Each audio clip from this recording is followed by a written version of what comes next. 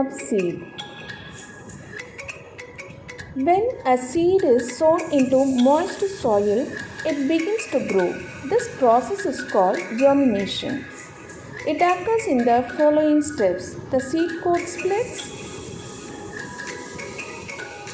A tiny root grows downwards and a shoot grows upwards.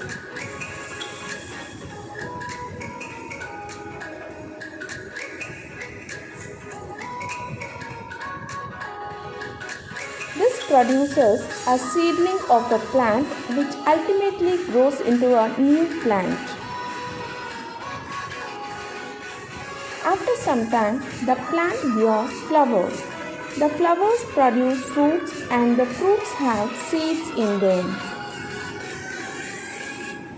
All seeds can germinate when sown in moist soil under suitable conditions to produce new plants.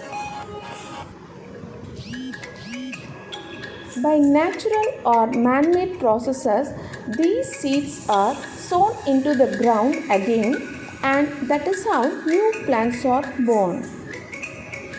Thank you.